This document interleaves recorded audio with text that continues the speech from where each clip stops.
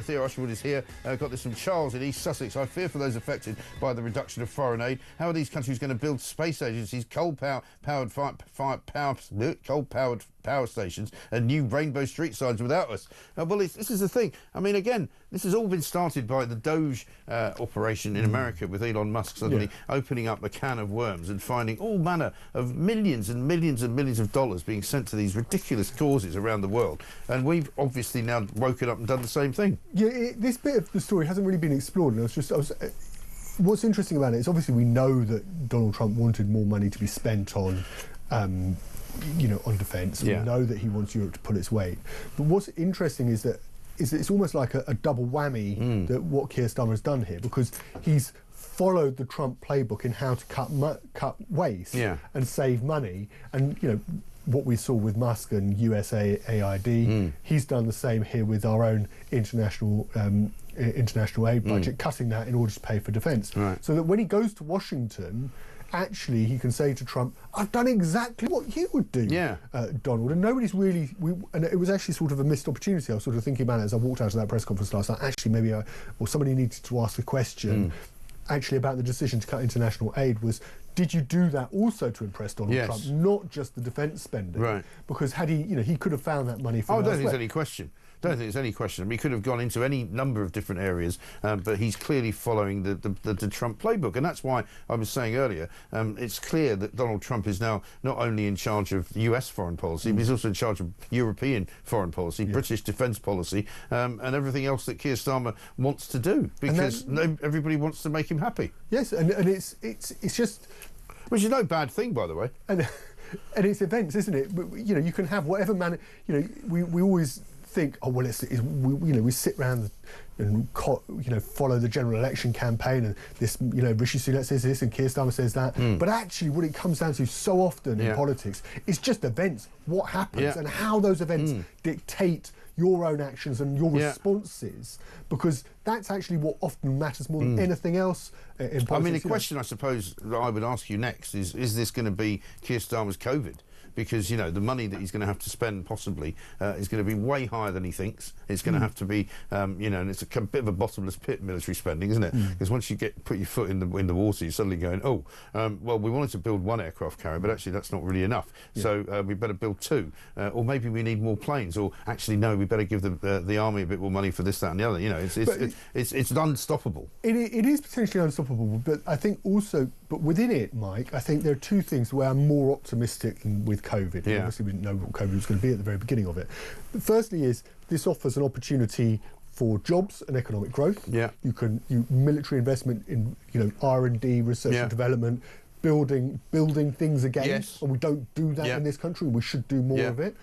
And secondly, it's a good thing if we are military, if we are strong, if we have a decent army, navy, and RAF. We have. But what a curious world we live in, where the last time we were strong militarily to fight in the Gulf War and to fight basically Saddam Hussein and everything else in Iraq and Afghanistan was under the last Labour government. Or at least the one before, the Tony Blair government. But it was always austerity. It was austerity which did for it. And of course, the war in Afghanistan was seen as very costly. I remember sitting in the House of Commons as a cub reporter, and Philip Hammond, as the Chancellor, then stood up and said, Spreadsheet Phil, and said, we don't really do wars anymore because they're really expensive, and I don't really want to spend the cash. That's it, exactly right. And now that you could say what you like about austerity. Well, do you know what I'm looking forward to? I'm looking forward to them taking us the scissors to the red tape in the NHS, because they've just fired Amanda Pritchard.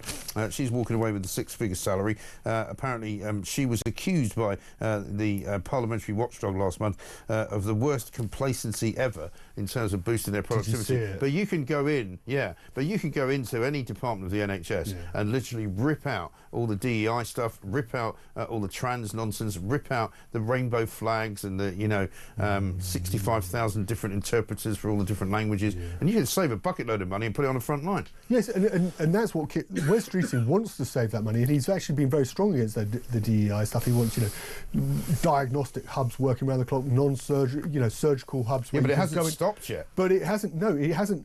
it hasn't stopped, and he's got that challenge, and he needs to get somebody. The health secretary can't do it all himself, right. And he's clearly come to the decision that actually, if the NHS is going to go through this period of reform, he needs the right person to do it. I think it's going to be really interesting. She's going to get this payoff. Obviously, it's going to be a proportion of her £270,000 a year salary. I mean, it just makes you. How can you be that useless and get paid that much? Did you see that? Did you see it was the performance in front of the Health and Social Care Select Committee? And if Layla Moran, the Liberal Democrat MP, she's then coming out and saying, hang on, those answers were lengthy and diffuse. You can't be, there's going to be a problem, right? Yeah. So Wes Streeting sat down with her on Monday, and I think there was a decision that actually she was quit. She's going to get a proportion which she's going to run into six figures, more than £100,000 of her salary. And I think it's going to be really interesting. Who does Wes Streeting go for here? Does he go external? Does he go to the private sector and bring in somebody with a real track record of running a big company, reform with, turning around? I think he'll go down that route, because that's what Elon Musk has done, and he's now going to probably ape that, isn't he? Bring in somebody from the private sector who's turned around a big company that was failing, that was going to go bankrupt, going to go under, and made it good again. Right. And I think if Wes Streeting can pick somebody and not just another civil servant. Not just another one of these Quango specialists that sort of bounce from one place to another. Because Amanda Pritchard will no doubt pop up somewhere else, probably on the Climate Change Committee. They'll go, oh, she's good, get her on there. How about this one on the front page of the Telegraph? Non-crime hate incidents, according to Lord Herbert, brilliantly named, who's apparently the chair of the College of Policing. My Lord Herbert, formerly known as Wally. He says that non-crime hate incidents could be renamed rather than being scrapped, because that will make all the difference. Call them something else. Call it something else, and then we don't call it having a non-crime hate incident, and then they stop. They won't. What they need to do is they need to... Are any of your listeners, Mike, does anybody ever message in, WhatsApp in, and say that they've got no crime in their area, that the police are just wandering around twiddling their thumbs? What are we going to do? Like we need some extra work here. There's no burglaries. Nobody's getting their phone snatched. No, it doesn't happen. No. The police, they're surplus to requirements now. What we need is them to go around and figure out, where people have been offended or upset. Yeah. Is that? Nobody's saying that. No, funnily enough, no. And they also mostly say we don't actually see any police at all. No. I can't remember the last time I saw somebody walking down the street in a police uniform. Yes. So if somebody is racist and they racially abuse somebody, it is a criminal offence. Yeah. If somebody beats somebody up because they don't like the colour of their skin, it is a criminal offence. You commit a crime, you are investigated by the police. What you cannot have is the police being involved where people are upset. You have a right to offend me, you have a right to say something rude about me, and I have a right to be offended. That does not mean we need the police turning up at court radio to check how I'm feeling about it. No, funnily enough, the Police and Crime Bill was introduced into law, supposedly, or introduced into Parliament yesterday, but nobody's paid any attention to it. I've written a piece about it in the Telegraph, because does anybody really believe that actually it's going to make any difference whatsoever to your daily life, walking down the street? Are people not going to steal your phone now because there's a new Police and Crime Bill? No. Are they worried that the police are going to kick their door in? No, because there aren't enough cops to do it in the first place. No, and the police have their work cut out. If you were to get Peter Blexley, if he was to come on, would he say that he's getting calls as a former officer from all these police officers who are like, they're just wondering what they need to be doing? No, exactly. Of course he wouldn't. He would be. But he's also saying to me, which he did say to me just the other day when he was in here, he used to quite enjoy kicking people's doors down. And I said, well, why don't they do it anymore? Do you know what he said? He said they haven't got the will to do it. They've got the same laws. They haven't changed the laws. They could kick people's doors in. They just don't want to do it. And that, I think, is a terrible indictment. But listen, Theo, we're out of time. Great to see you. Thank you very much indeed.